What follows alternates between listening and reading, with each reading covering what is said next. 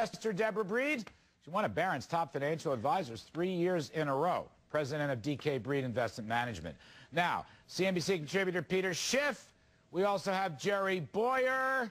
And we have Kevin Kerr, ace commodity analyst. I'm truncating everybody. The world knows who you guys are. You're all so famous. Kevin Kerr, let me begin with you. First of all, it's great to see you. Happy New Year. Good to see you, Larry. Biggest winners today, Kevin. Very interesting. The whole energy sector was up, and gold. Gold was up really big. We may have some charts if we can get them up on the full screen. I want to ask you the meaning of this gold rally. I know it's got Peter Schiff salivating, but I want to get to know what your take is on gold and energy. Yeah, an absolute strong day, Larry. $40 move. It's significant. You know, you look at this chart and you kind of match it up with the violent events we had. You know, Bear Stearns tumble. We saw gold spike. We're seeing gold spike now on concerns that we are going to have a banking collapse in Europe. We've got our banking problems here. And, you know, all that love affair with the dollar seems to be waning a bit. A lot of the people that I talk to are saying, you know, maybe we better get out of this and move into gold right now. I'm hearing that from a lot of people, and I think you're seeing that drive the price up. We're back through 200-day moving average, so there's some technicals here as well. But we are seeing more interest pour into the metals. Well, it's kind of a bullish chart, the gold chart, when you look at it. And energy, kind of. I don't know if we put the crude oil chart up there. Let's get up there if we can.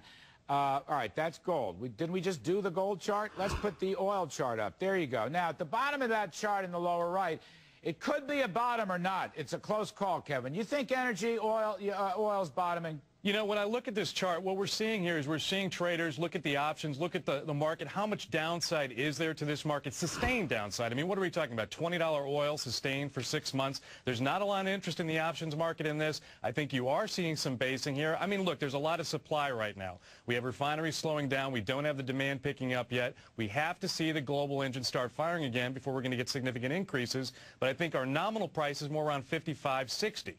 And I think you've probably seen the bottom. Deborah, let me come to you. Welcome to the program. Thank you for coming on. There's sort of a conundrum here.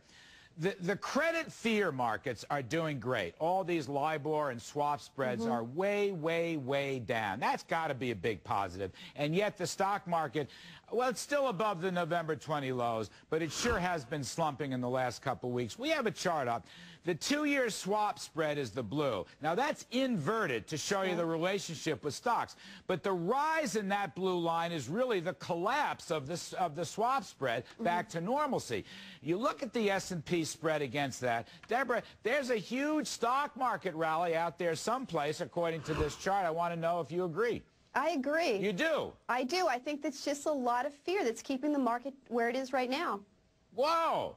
You buying? Yes, I sure am. I actually bought General Electric today on my own account. Wow. I thought 10%. What else are you buying? This is great stuff. Before we get to Peter Schiff, this is great stuff. Look at Peter's smile. He can't stand it. Go ahead, Deborah. Tell Peter Schiff what you're buying. You give some good advice. Well, I mentioned today I bought for myself General Electric. I saw a 10% dividend yield, and I thought even if they cut the dividend, and I know that they're looking to hold the dividend, but if they cut it, that's a great yield.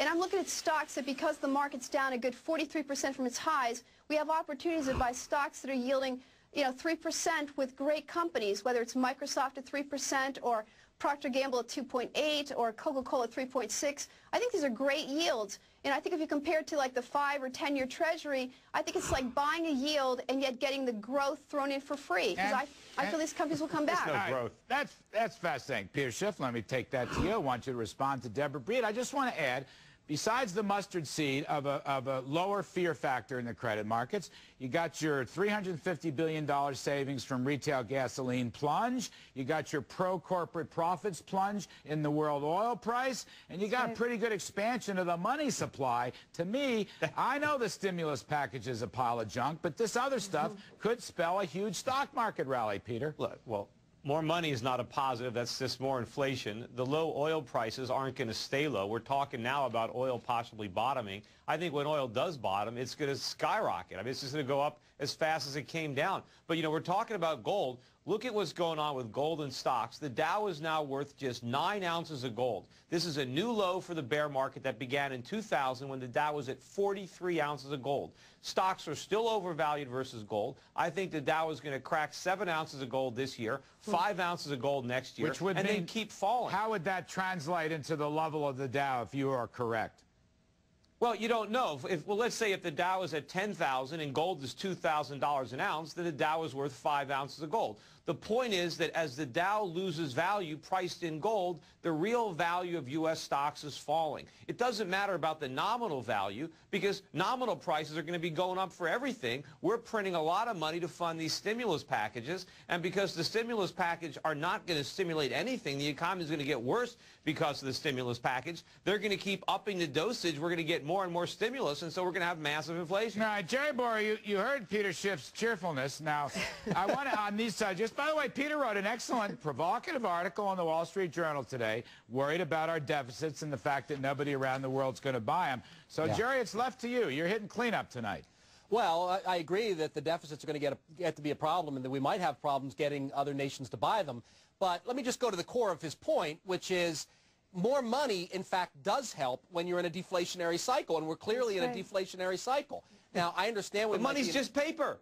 It's just paper. Yes, there's no real assets there. There's no real wealth. They just crank it off the printing press. And when there's a shortage of paper, more paper is valuable. The danger is that the Fed overshoots and that we get inflation, which might well happen. No. But right now, what gives paper value is the right now, what we have is deflation, and the solution to deflation is to get money moving. Deborah, you're saying that's right. You that's agree? Right. Go ahead. We are. Let's face it. Like you talked about oil prices. We look at oil was 70% higher. And a lot of the prices of oil back when it was at 104 in the 140s was because of speculation. It wasn't because of the usage that was happening.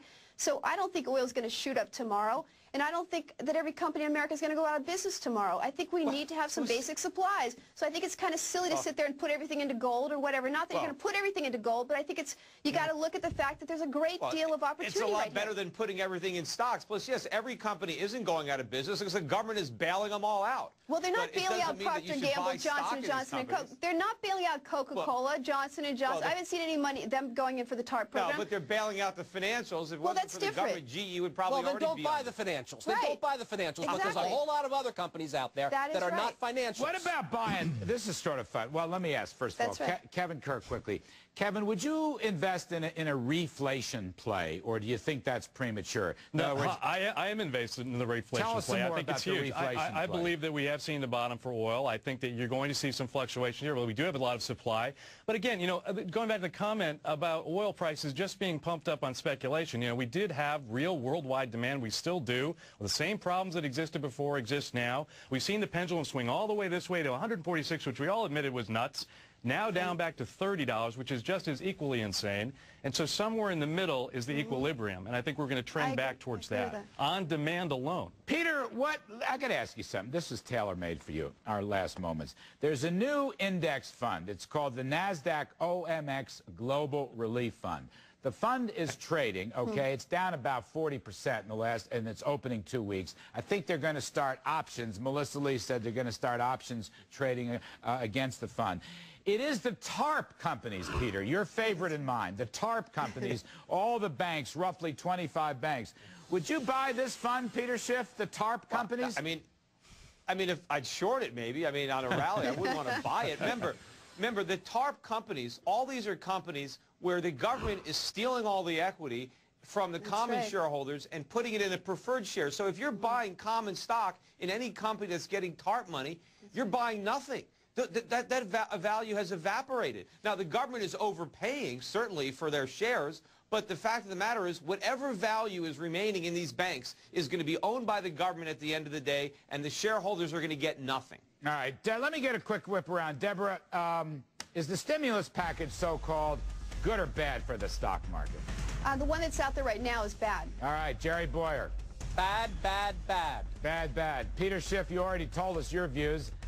Kevin Kerr, good or bad? For the market. It's awful. It's more good money after bad, Larry. But let me tell you, is it inflationary, as Peter Schiff says, because that would help your commodity story, Kevin. I absolutely agree with Peter. You know, you look at gold last year was up 5.5%. The S&P 500 was down 38%. It's inflationary, and that means higher gold price. Jerry Boyer, Peter Schiff, Kevin Kerr, Friday night. You're all wonderful. The NBC Reports continues right after the